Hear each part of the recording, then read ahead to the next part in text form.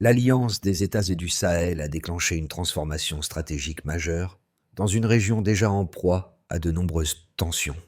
En seulement quelques mois, une coalition militaire de 88 000 soldats et de dizaines de véhicules blindés a vu le jour, répondant à la menace djihadiste croissante.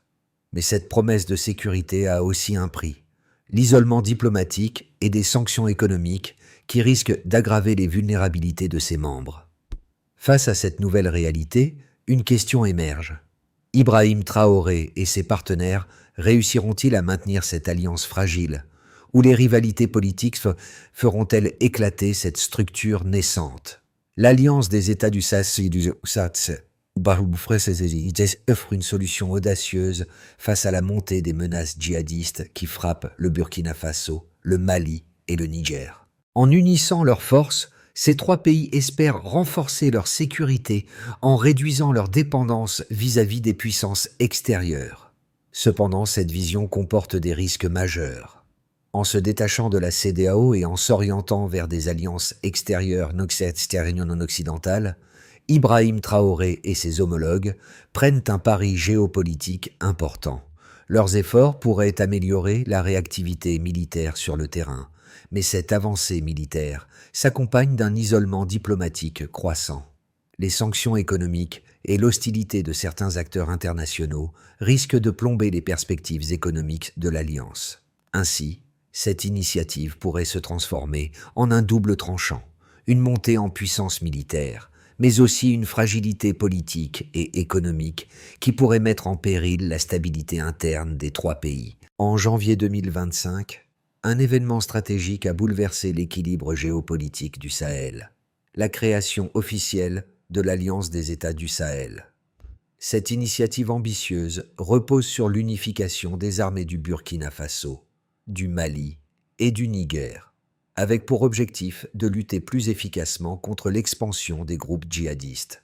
Les premiers résultats sont encourageants. En l'espace de 6 mois, les attaques djihadistes ont diminué de 30% dans certaines zones frontalières, un signe tangible que la nouvelle structure militaire commence à porter ses fruits. Mais derrière ces chiffres se cache un défi majeur, maintenir l'unité interne de cette alliance. Si l'unification des forces armées a amélioré la réactivité sur le terrain, des tensions politiques se manifestent déjà. Le Burkina Faso, sous la direction d'Ibrahim Traoré, occupe une position dominante dans la structure de commandement, ce qui alimente des rivalités avec le Mali et le Niger. En outre, la coopération entre ces trois pays repose sur des décisions souvent prises dans un contexte de pression externe. Les sanctions économiques imposées par l'Occident, la rupture avec la CEDEAO et l'influence croissante des partenaires non occidentaux, comme la Russie et la Chine, compliquent la dynamique interne. L'Alliance se trouve ainsi un carrefour décisif. Elle peut soit renforcer sa cohésion et continuer à progresser, soit se fissurer sous la pression des divergences internes et externes. L'avenir de cette coalition repose sur sa capacité à surmonter ces défis politiques, tout en maintenant ses gains militaires sur le terrain. Si l'Alliance échoue à préserver son unité, l'objectif de restaurer une souveraineté durable pourrait rapidement devenir un mirage. Ibrahim Traoré, leader du Burkina Faso, joue un rôle central dans la formation et la direction de l'Alliance des États du Sahel. Sa vision d'un Sahel autonome, capable de défendre sa souveraineté sans l'influence de puissances extérieures, s'est rapidement imposée comme le moteur de cette coalition. Sous sa direction, les trois pays ont commencé à renforcer leur coopération militaire, créant une force unifiée, capable de réagir en moins de 48 heures aux menaces transfrontalières. Ce changement radical a eu un impact immédiat sur les opérations militaires, notamment dans des zones naguère abandonnées par les forces nationales en raison de la lenteur des réponses et de l'inefficacité des anciennes structures de commandement. Les premières opérations conjointes, comme celles menées dans la région de Yaga, ont été un succès. permettant de rétablir temporairement la sécurité sur certaines routes rurales. Cependant, ces succès tactiques ne doivent pas masquer la fragilité sous-jacente de l'Alliance. Le Burkina Faso, bien qu'il soit le plus impliqué dans l'initiative, suscite des craintes chez ses partenaires, le Mali et le Niger, qui voient dans cette domination un risque de déséquilibre.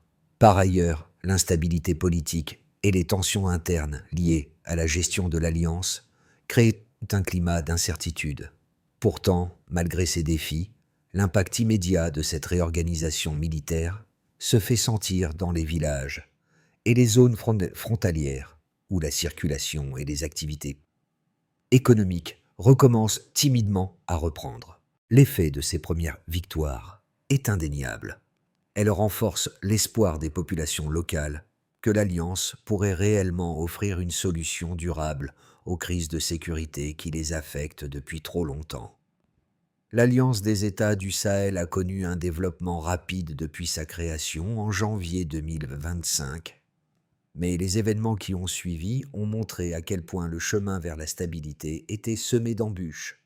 Tout a commencé avec un choix audacieux, la rupture avec la CEDEAO, un acte qui a permis aux trois pays de réaffirmer leur autonomie politique et militaire. Ce geste a eu des conséquences immédiates. Dès les premières semaines, une série de réorganisations stratégiques a été mise en place.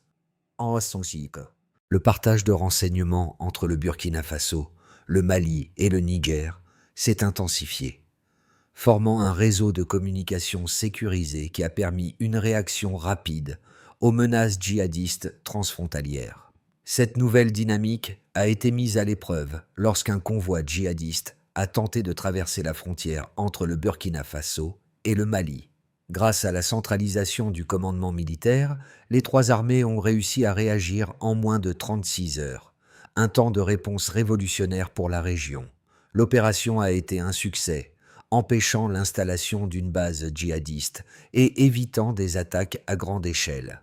Cette première victoire opérationnelle a été un tournant, attirant l'attention des observateurs internationaux et des puissances extérieures. Mais ces succès n'ont pas été sans conséquences. Les tensions internes se sont rapidement intensifiées. Le Burkina Faso, en tant que leader de l'Alliance, a vu ses actions de plus en plus critiquées par le Mali et le Niger, qui craignaient une domination excessive du pays. Les divergences sur la répartition des ressources, les priorités militaires et l'équilibre du pouvoir ont créé une dynamique de méfiance croissante.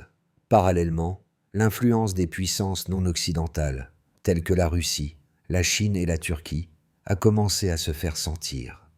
Ces nations ont apporté un soutien logistique et matériel crucial, mais cette aide a aussi alimenté les critiques de l'Occident, qui a intensifié ses sanctions. Malgré ces tensions, l'Alliance a continué de se renforcer. En avril 2025, la situation a pris un tournant lorsque les forces des trois pays ont réussi à libérer plusieurs zones rurales longtemps abandonnées. Des marchés ont rouvert, les déplacements internes ont diminué et les populations locales ont commencé à regagner confiance. Toutefois, la stabilité reste fragile. Les groupes de djihadistes, bien qu'affaiblis, n'ont pas disparu. Ils continuent de s'adapter aux nouvelles réalités sur le terrain, cherchant de nouvelles opportunités pour s'implanter. De plus, la pression extérieure persiste. Les sanctions économiques et l'isolement diplomatique continuent donc de peser sur les économies locales. Dans ce contexte, la pérennité de l'Alliance dépendra de sa capacité à surmonter les défis internes et externes. Si les trois pays parviennent à maintenir leur unité politique et à continuer de renforcer leur coopération militaire, l'Alliance pourrait devenir un modèle de souveraineté régionale. Mais si les tensions internes continuent de croître et que la pression extérieure s'intensifie, la fragilité de cette coalition pourrait entraîner son effondrement. Les premières mesures prises par l'Alliance des États et du Sahel ont produit des résultats significatifs, bien que fragiles. En l'espace de 6 mois, plusieurs indicateurs quantitatifs ont permis de mesurer l'impact de cette coopération renforcée. Tout d'abord, le nombre d'attaques djihadistes a diminué de manière notable dans les zones frontalières du Burkina Faso, du Mali et du Niger. Selon les rapports militaires, La fréquence des incursions djihadistes a baissé de 30% par rapport à l'année précédente. Un signe clair que les opérations conjointes ont contribué à réduire la présence et l'impact des groupes armés. Ce recul des attaques est également corroboré par les données sur la mobilité des populations. Dans les zones récemment sécurisées, les déplacements internes ont diminué de 20%, un chiffre qui reflète la perception croissante de sécurité parmi les habitants. De nombreux villages, auparavant isolés en raison des attaques constantes, ont vu leur marché rouvrir et les routes rurales être rétablies. Ces chiffres témoignent d'une amélioration de la situation sécuritaire, bien que partielle. Toutefois, l'impact de cette centralisation du commandement militaire ne se limite pas aux zones rurales. Les forces armées des trois pays ont également démontré une capacité accrue à mener des opérations militaires coordonnées à travers les frontières. Une analyse de la réactivité des unités militaires a montré que les délais de déploiement des forces ont été réduits de manière significative. Avant la création de l'Alliance, une opération transfrontalière pouvait prendre plusieurs jours pour être coordonnée et mise en œuvre. Aujourd'hui, les unités peuvent intervenir en moins de 48 heures. Un changement majeur qui a permis de limiter l'expansion des groupes djihadistes et de sécuriser les corridors logistiques vitaux pour les trois pays.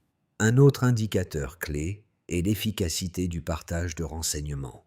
Le flux d'informations entre les trois pays a considérablement augmenté grâce à la mise en place d'un centre de commandement unifié et de canaux de communication sécurisés. Ce réseau a permis une anticipation plus rapide des mouvements ennemis et a facilité des interventions plus ciblées. Les rapports militaires indiquent qu'environ 15% des attaques djihadistes ont été évitées grâce à une meilleure coordination des renseignements. Ce chiffre, bien que modeste, montre l'efficacité de l'Alliance dans la gestion de la menace. Cependant, ces résultats quantitatifs doivent être nuancés par la réalité sur le terrain. Les groupes djihadistes, bien que confrontés à une pression accrue, restent présents dans certaines zones stratégiques. Leur capacité à se replier rapidement et à se regrouper ailleurs reste une menace constante. De plus, la réduction des attaques ne doit pas masquer la persistance de nombreuses vulnérabilités. Les tensions internes, notamment les divergences sur la répartition du pouvoir au sein de l'Alliance, pourraient fragiliser cette dynamique. En dépit des avancées militaires et des résultats quantitatifs, le défi majeur reste la gestion de la cohésion politique entre les trois pays. Les succès sur le terrain doivent être suivis par une stabilisation interne et un renforcement de la gouvernance pour éviter tout retour en arrière. L'Alliance des États du Sahel fait face à deux lectures opposées qui façonnent sa perception. D'un côté, les partisans de l'Alliance soulignent que, contrairement aux structures de coopération précédentes, cette nouvelle coalition militaire a permis de réduire de manière significative les attaques djihadistes et d'améliorer la réactivité des forces armées. Les succès tactiques, comme la réduction de 30% des attaques dans certaines zones, montrent qu'une centralisation du commandement et un partage de renseignements efficaces peuvent réellement changer la donne dans un contexte de guerre asymétrique. Pour ses partisans, l'Alliance représente la meilleure solution face à une menace djihadiste grandissante. Et les tensions internes, bien que présentes, ne remettent pas en cause les avancées réalisées. Ils soulignent également que la rupture avec la CEDEAO, bien qu'elle ait isolé les trois pays sur la scène internationale, a permis d'affirmer leur souveraineté et de se libérer de l'influence de puissances extérieures. En affirmant cette autonomie, l'Alliance devient un modèle d'indépendance pour d'autres nations du Sahel, qui, elles aussi, cherchent à se débarrasser de la tutelle des acteurs occidentaux. Cependant, cette vision optimiste fait face à des critiques solides. Les opposants à l'Alliance soulignent que la centralisation du pouvoir au Burkina Faso, notamment sous la direction d'Ibrahim Traoré, risque de créer un déséquilibre entre les trois pays. Le Mali et le Niger, bien que partenaires essentiels, sont souvent perçus comme étant dans l'ombre du Burkina Faso. Cette dominance pourrait mener à des fractures internes, fragilisant ainsi l'unité de l'Alliance à long terme. En outre, malgré les succès militaires, ces critiques estiment que l'Alliance n'a pas encore surmonté les défis politiques internes. La coopération, bien que renforcée sur le terrain, demeure instable face aux tensions politiques et aux divergences sur la répartition des ressources. De plus, la dépendance accrue vis-à-vis des partenaires non occidentaux, notamment la Russie, la Chine et la Turquie, soulève des inquiétudes concernant la durabilité géopolitique de l'Alliance. Cette orientation pourrait non seulement augmenter l'isolement diplomatique des trois pays, mais aussi compromettre leur avenir économique. En fin de compte, la principale critique réside dans le fait que les gains militaires, bien réels, ne suffisent pas à garantir une stabilité durable si la cohésion politique interne n'est pas assurée. L'Alliance peut-elle survivre à ces tensions internes et à la pression extérieure? Les mois à venir s'annoncent cruciaux pour répondre à cette question. La situation de l'Alliance des États du Sahel a atteint un tournant décisif en avril 2025, lorsque les premières grandes réussites militaires ont été suivies de signes de tensions internes croissantes. Si l'amélioration de la sécurité dans les zones frontalières a permis à certaines régions de reprendre vie, l'unité politique au sein de l'Alliance semble de plus en plus fragile. La centralisation du commandement, bien qu'efficace sur le terrain, nourrit des sentiments de méfiance et de domination, notamment en raison de la position prééminente du Burkina Faso, sous la direction d'Ibrahim Traoré. Tandis que les victoires militaires continuent de se multiplier, les rivalités politiques et la question de l'équilibre des pouvoirs entre les trois pays sont devenus des sujets de discorde majeurs. Cette dynamique crée une tension sous-jacente qui pourrait affecter la cohésion de l'Alliance à long terme. À l'international, les partenaires non occidentaux offrent leur soutien militaire et logistique. Mais à quel prix? Si l'Alliance continue de dépendre de puissances extérieures pour sa survie, elle pourrait se retrouver piégée dans un nouveau cycle de dépendance géopolitique. Le moment est donc venu de se poser une question cruciale. L'Alliance des États du Sahel saura-t-elle se réinventer politiquement pour consolider ses gains militaires et éviter l'effondrement interne? Les premières étapes de l'Alliance des États du Sahel ont porté leurs fruits, mais les véritables conséquences commencent à se faire sentir à mesure que la dynamique interne et externe de cette coalition se stabilise. Sur le terrain, les impacts sont indéniables. Les attaques djihadistes dans certaines zones sensibles ont diminué de 30%, un chiffre significatif qui témoigne de l'efficacité des nouvelles stratégies militaires. Les populations locales, particulièrement dans les zones rurales, ont ressenti cette amélioration de la sécurité. La réouverture des marchés, la reprise des déplacements agricoles et la réduction des déplacements internes montrent que la vie quotidienne commence lentement à retrouver une certaine normalité. Toutefois, ces améliorations sont fragiles. La violence n'a pas disparu. Elle a simplement été déplacée. Les groupes djihadistes, bien qu'affaiblis, continuent d'exploiter les failles du dispositif et pourraient revenir si la pression militaire venait à faiblir. Le défi reste donc de maintenir cette dynamique tout en consolidant la stabilité à long terme. Par ailleurs, l'isolement diplomatique des trois pays, renforcé par les sanctions économiques de l'Occident, a des répercussions sur leurs économies locales. L'accès aux financements internationaux se réduit et le développement économique reste une question cruciale pour la survie de l'Alliance. Si l'Alliance parvient à maintenir sa position face à la pression extérieure, elle devra également faire face aux rivalités internes croissantes. Le Mali et le Niger, tout en reconnaissant les progrès réalisés, commencent à exprimer des doutes sur l'équilibre du pouvoir au sein de la coalition. Le leadership d'Ibrahim Traoré, bien que soutenu par le Burkina Faso, crée des tensions. Les divergences sur la répartition des ressources, les priorités militaires et l'équilibre politique entre les trois pays menacent l'unité de l'Alliance. La crainte d'une domination excessive du Burkina Faso est devenue un point de friction majeur, et les tensions pourraient nuire à la cohésion interne si elles ne sont pas gérées efficacement. À l'international, la polarisation géopolitique continue de se renforcer. Tandis que les puissances non occidentales, comme la Russie, la Chine et la Turquie, apportent un soutien croissant à l'Alliance, les puissances occidentales restent sceptiques. Les sanctions économiques et diplomatiques restent en place, limitant l'accès aux ressources et renforçant l'isolement des trois pays. Cela pourrait réduire leur capacité à se développer sur le plan économique et à sécuriser leur indépendance sur le long terme. Les conséquences pratiques de ces dynamiques sont déjà visibles. La question de la souveraineté sécuritaire devient centrale. Les pays membres de l'Alliance ont gagné en autonomie dans leur gestion des menaces. Mais cette autonomie vient avec un prix élevé. Ils sont désormais à un carrefour où leur avenir dépendra de leur capacité à maintenir un équilibre interne et à gérer les pressions externes sans céder à la fragmentation. Les 6 à 12 prochains mois constituent une période charnière pour l'Alliance des États du Sahel. 3 trajectoires distinctes se dessinent, chacune reposant sur des dynamiques déjà observables. La cohésion interne, la pression extérieure et la capacité d'adaptation des groupes djihadistes. Aucun scénario n'est certain, mais chacun révèle des risques et des opportunités claires.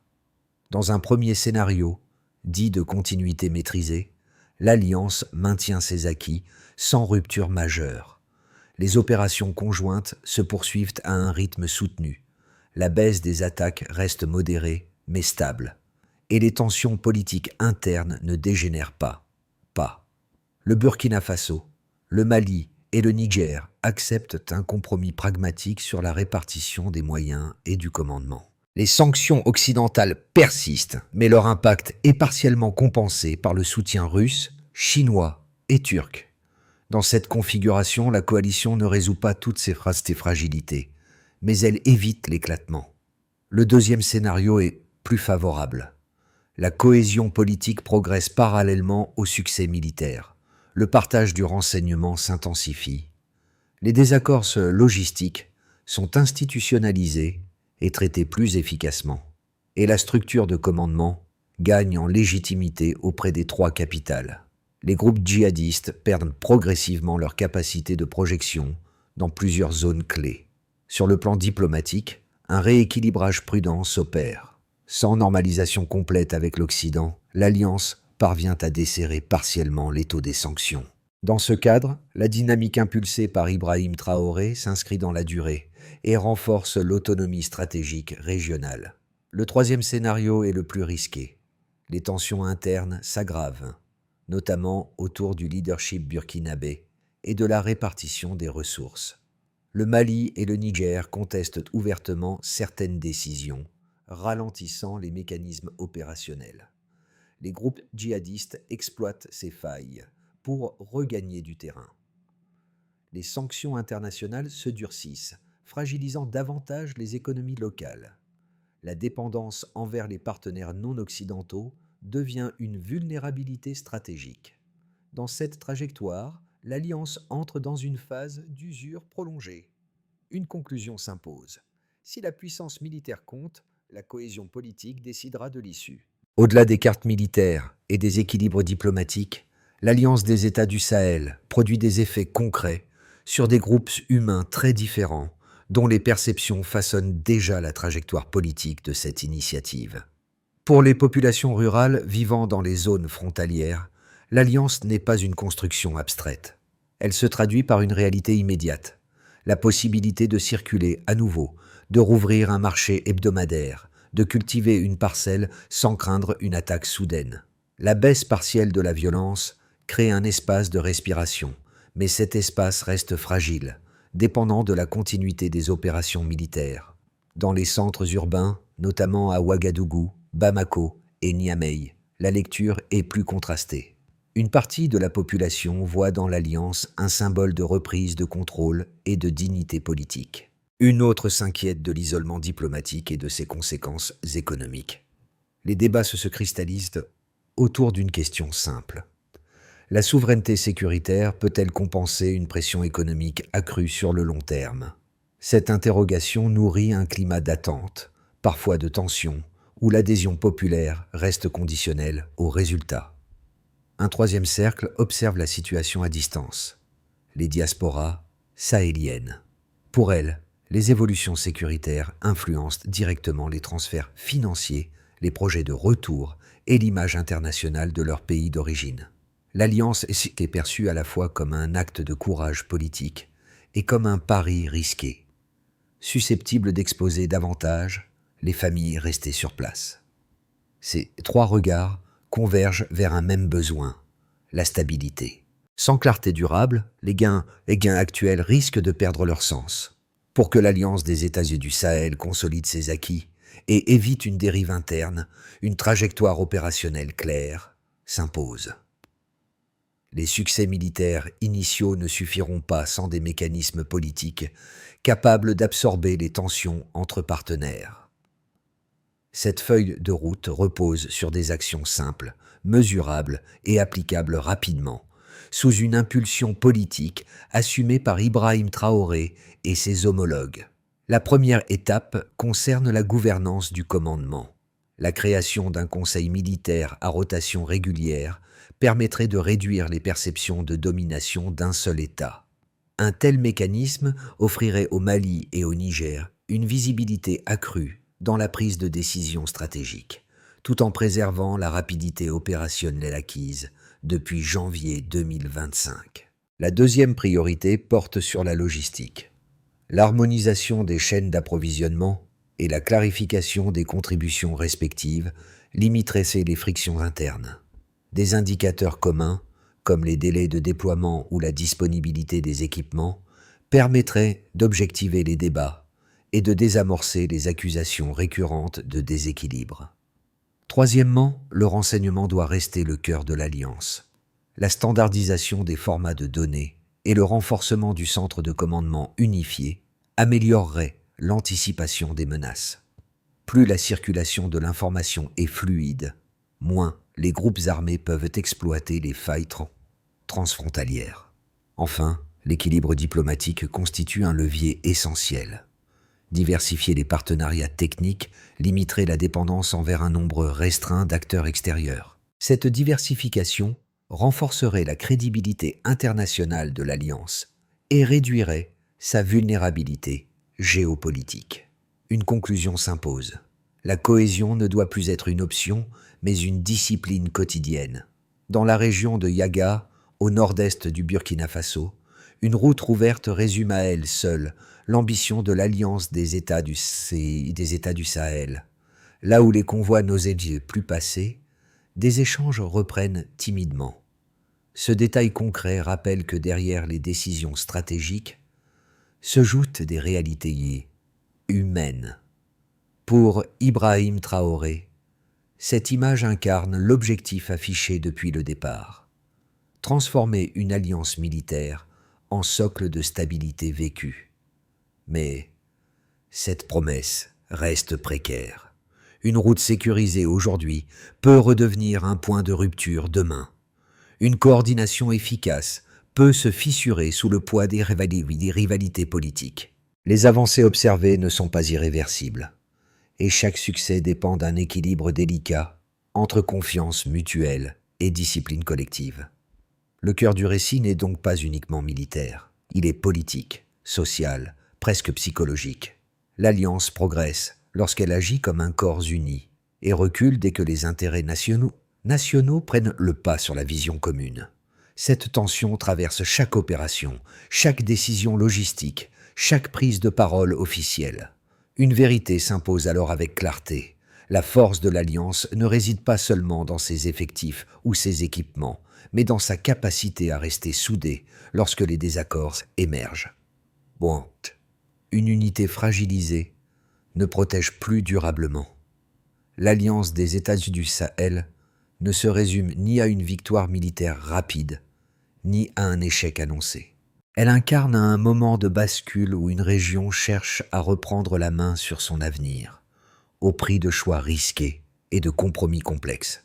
Ce qui se joue dépasse les frontières du Burkina Faso, du Mali et du Niger. Il s'agit d'une réflexion plus large sur la souveraineté, la sécurité et la capacité d'États fragilisés à agir collectivement dans un environnement international instable. Observer cette trajectoire, c'est accepter l'incertitude. Les chiffres, les opérations et les discours officiels offrent des repères, mais ils ne disent pas tout. Les décisions prises aujourd'hui façonneront les équilibres de demain, pour les populations locales comme pour l'ensemble du continent africain. Le débat reste ouvert et aucune lecture unique ne peut prétendre épuiser la complexité de cette transformation. C'est précisément là que l'échange devient essentiel. Analyser, questionner, confronter les points de vue permet d'éviter les récits simplistes et de mieux comprendre les enjeux réels. Selon vous, l'Alliance des États du Sahel parviendra-t-elle à transformer cette tentative audacieuse en stabilité durable, ou restera-t-elle un pari fragile face aux tensions à venir ?